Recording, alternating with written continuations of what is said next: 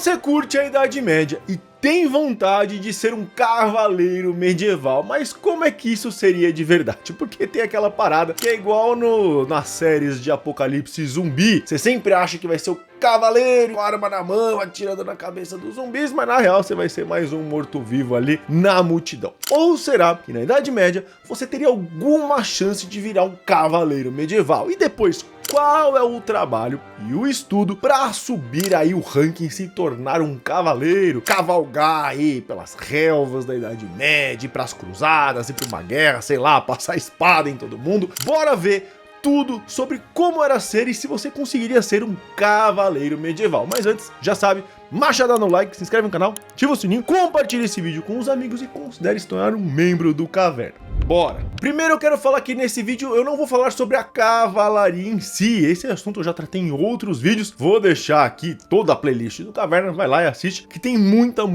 coisa pra ver. Aqui nesse vídeo eu quero te levar por uma jornada medieval, onde você poderia se tornar um verdadeiro cavaleiro da Idade Média. Como isso poderia acontecer? E o primeiro mito que eu quero quebrar aqui é que você tinha que já nascer em uma família nobre para ser um cavaleiro, não tinha ascensão social na Idade Média. Bom, isso é óbvio que é real, mas depende muito de quando você cairia na Idade Média e onde você nasceu na Idade Média. Vou explicar. Na época lá do Carlos Magno, já falei, vídeo aqui, tem vários vídeos sobre ele nesse canal, ali entre os séculos 8 e 9, ainda não existia propriamente esta classe chamada de cavaleiro ou a cavalaria. O que existiam eram as castas de nobreza, e eram poucas castas. A família real mandava no reino e os nobres ligados a ela gerenciavam partes ou regiões ali do reino. Uma coisa interessante, a palavra duque, que é uma das primeiras linhas ali na cadeia de vassalagem, em latim é dux e significa literalmente general. Então Carlos Magno implantou uma cadeia de generais para que ele pudesse cuidar do seu reino e o reino não fosse atacado. Nos outros vídeos eu comento isso melhor, até sobre o feudalismo e tudo mais. Carlos Magno cai, e aqui eu tô resumindo bem, e logo o reino franco se despedaça, dando origem ao que a gente conhece hoje, mais ou menos como França, Alemanha e outras regiões. Nessa, os reis sucessores de Carlos Magno foram perdendo cada vez mais poder, e os senhores de terras, os chamados senhores feudais, num sistema hoje conhecido como domínio senhorial, foram ganhando cada vez mais relevância. Basicamente, a vassalagem, esses senhores feudais, explodiu. Cada vez mais terras eram repartidas, e aí para cuidar dessas novas terras repartidas, mais pessoas entravam na baixa nobreza, mais famílias se tornavam ali senhores feudais, né? As famílias viravam nobres e cuidavam de um pedaço de terra. Então entre os séculos 9 e 10, lá na região da Europa Central ali, o reino franco ali na época do Carlos Magno, vamos colocar assim, seria mais fácil para sua família entrar no seleto grupo de nobres medievais. E é isso, a história do mundo é a história dessas famílias, das elites. As elites nunca saíram do poder, mas esse é um assunto para outro vídeo. Nesse período que eu tô falando de 200 anos, mais ou menos entre o século 9 e 10, existiu uma relativa mobilidade social. Você poderia ascender à nobreza sendo um servo, ou ali pelo menos uma pessoa livre, uma família livre. E nesse imbróglio, de onde que surgem os cavaleiros medievais? Na loucura desses dois séculos, o rei não mandava nada, um monte de gente ganhando terra e toda essa parada, ainda tinha mais coisas que entornavam o caldo. Os muçulmanos estavam atacando a Europa por baixo e pela esquerda, na Península Ibérica, os vikings estavam vindo por cima e os húngaros, os magiares, pela direita. Cada vez mais as pessoas tinham que fugir das cidades para o campo, para os feudos, e os senhores feudais precisavam de guarda-costas, precisavam de uma força ali para proteger as suas terras. Já falei nesse vídeo sobre os castelos medievais, que não eram aqueles castelos gigantescos que você vê, eram pequenas fortificações, torres de madeira, então precisava de uma pequena força especialista ali para ajudar a combater toda essa coisa que acontecia na Idade Média. Então, quem era bom na guerra, quem tinha experiência, famílias guerreiras, famílias notavelmente guerreiras, ou a pessoa era de alguma forma um líder militar, um cara experiente em guerra, essas pessoas começaram a prestar serviços para os senhores feudais. Então o senhor feudal contratava ali uma pessoa, um chefe de família, uma família, podia ser de servo ou de homens livres ali, uma pessoa experiente com guerra, contratava essa pessoa para ser o seu guarda-costa pessoal, ou essa pessoa organizava pequenas milícias, pequenas forças militares para poder proteger sua terra. Nessa época não existia um exército. Quando um reino precisava reunir um exército, era toda aquela cadeia de vassalagem para conseguir reunir um exército, meses para reunir um exército, e geralmente eram as pequenas milícias que iam se compondo num grande exército, essas milícias do senhor feudal. Ah, quantas pessoas tinha, Bruno? Sei lá, 10 pessoas, 15 pessoas, 20 pessoas, geralmente 1, 2, 3, 4, 5 cavaleiros medievais ali, depende do tamanho da terra e de quantos servos tinham, porque os servos também compunham esta pequena milícia. Esse serviço era pago com o benefício, literalmente, em latim é benefício, que podia ser um benefício, um salário anual para essa pessoa, um pagamento único, uma casa, um pequeno castelo ou até mesmo um pedaço de terra, o feudalismo. O benefício era o que o suzerano dava para o seu vassalo para ele prestar um certo tipo de serviço a ele. Só que, nesse caso, essa pessoa ganhava um benefício porque ele cuidava da proteção do nobre e também da sua terra. Então essa pessoa, aos poucos, também começou a virar um nobre, a mais baixa classe da nobreza. Ele era um vassalo do seu senhor, o suzerano. Como esse cara geralmente estava num cavalo ali protegendo o terreno, então se deu o nome de cavaleiro. Se sua família já fosse de cavaleiros, você provavelmente continuaria a profissão da família. Agora era bem comum também, a partir do século XI, o segundo filho de uma família nobre ser enviado ao seu soberano para que esse o treinasse na cavalaria. Nos dois casos, quem treinava o cavaleiro era o seu soberano ou alguém designado por ele, porque era a ele que você deveria proteger, defender suas terras e, no caso de uma guerra, atender ao chamado que ele recebia do suzerano dele. Mas beleza, Bruno. E como era a vida de um cavaleiro na era medieval? Eu já falei muito aqui nos vídeos sobre a estratégia concursos, mas eles não oferecem apenas cursos para concurso público não, cara. Se você não gosta de concurso público, mano, a estratégia tem curso para qualquer coisa que você precise fazer prova. Eles têm curso para área de policial. Você quer ser policial ou crescer na carreira policial? Eles oferecem cursos para você progredir na carreira. Carreira militar tem também. Carreira jurídica. Cara, você quer ser juiz, seguir nessa carreira jurídica? Beleza. Ah, não quero ser juiz, eu quero ser advogado. A estratégia concursos tem curso para você passar na prova da OAB, que sem a prova da OAB você não pode exercer o seu ofício de advogado. Eles têm até cursos para preparar você para o vestibular. Então qualquer coisa que você quer fazer, quer estudar física, química, matemática, é só você clicar agora no primeiro link aqui embaixo, ir para a estratégia concursos e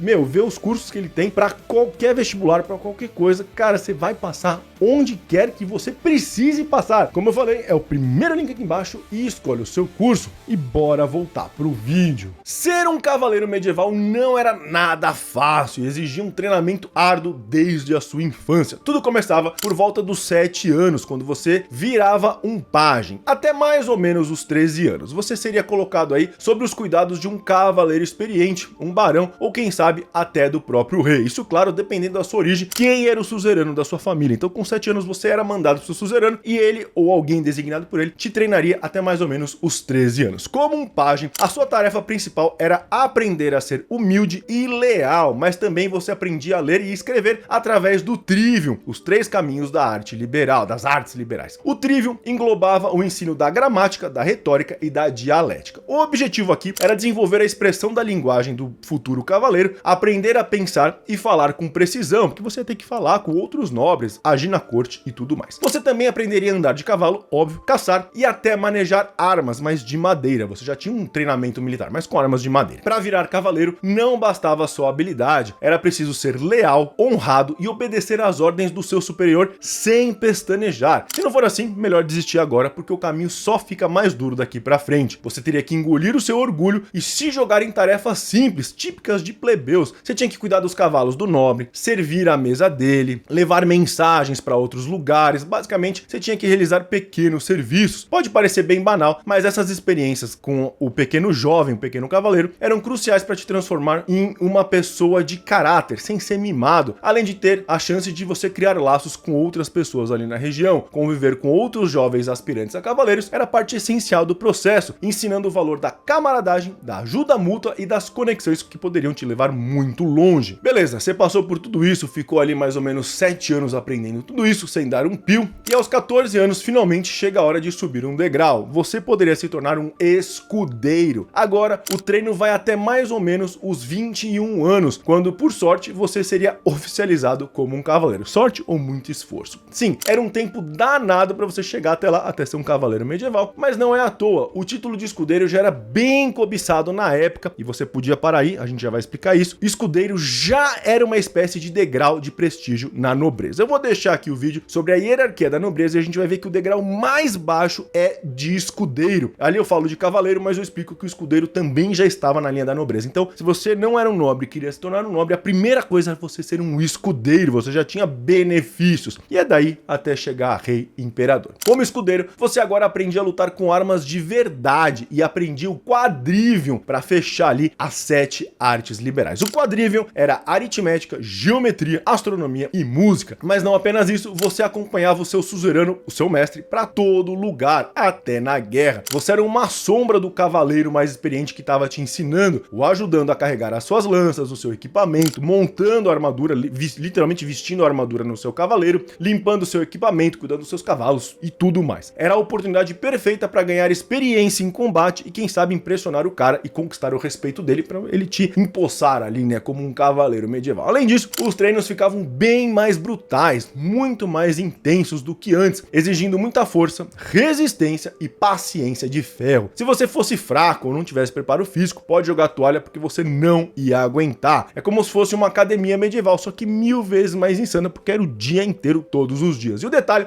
o seu futuro dependia disso. Um deslize e você podia sair machucado, ou pior, sem chance de chegar ao topo, e você tinha que impressionar o seu mestre. Além disso, você era ensinado a como se comportar na corte, você seria um cavaleiro medieval, um nobre. Então você também aprendia dança e música para poder dançar nos bailes. Era esperado que ao final da sua vida de escudeiro, você tivesse habilidade com armas e o cavalo. Você já seria um mestre de armas e um ótimo cavaleiro, além de ter prestado um ótimo serviço ao seu senhor. Se tudo isso acontecesse, você poderia sim virar um cavaleiro medieval. Mas tudo bem se você não conseguisse. Muitos continuavam como escudeiros pro resto da vida. Como eu falei, é o primeiro degrau. Muita gente virava escudeiro e não queria ir pra batalha, não queria literalmente ir lá pro front, ou também não tinha capacidade, não tinha habilidade, não tinha vocação. Então muitas pessoas continuavam como escudeiros e tá tudo bem. Só que pra você não está tudo bem, porque depois de anos de espera e um treinamento que testou os seus limites, o grande momento está chegando. Você está prestes a se tornar um cavaleiro medieval respeitado por todos. Você pode ganhar a sua terra, o seu castelo